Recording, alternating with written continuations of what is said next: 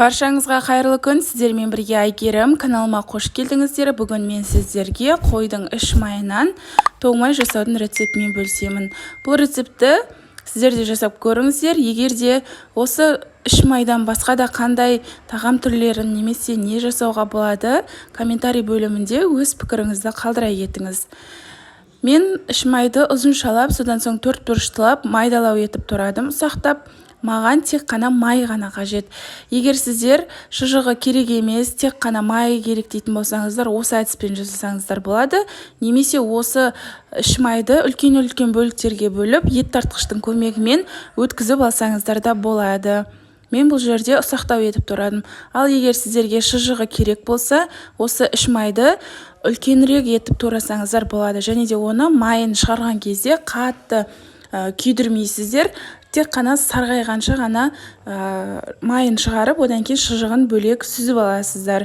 Осындай табамызға саламыз, және де асты жабыспайтын табаға, қалың табаға салғандарыңыз дұрыс. Содан соң газге қойып, газдың астын өте үлкен жылдамдыққа қоясыздар.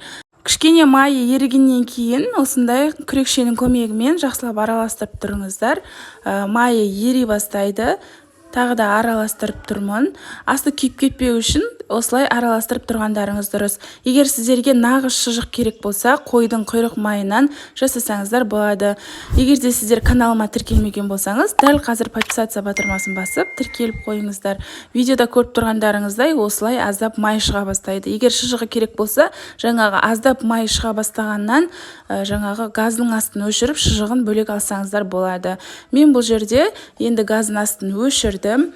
Қатты осылай кішкене қызартып, майын шығарып алдым, өйткені маған шұжығы қажет емес, тек қана майын қолданамын.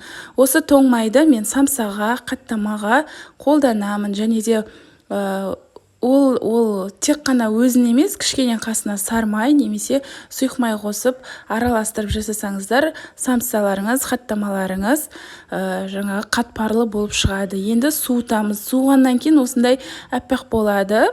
Егер осыған құйрық маймен араластырып немесе басқа да майды қосатын болсаңыздар, бұл жерде түсі өзгереді. Аппақ емес, жаңағы кішкене сарылау түсті тоң май шығады. Енді газге сәл ғана астын жылытып жіберсеңіздер, осылай өзі астынан босап түседі. Видеода көріп тұрғандарыңыздай осылай босатып алдым. Содан соң мұздатқышқа салу керек.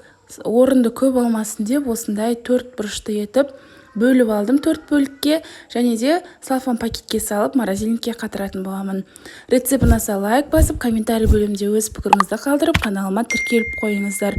Сіздермен болған Айгерім, назарларыңызға үлкен рахмет.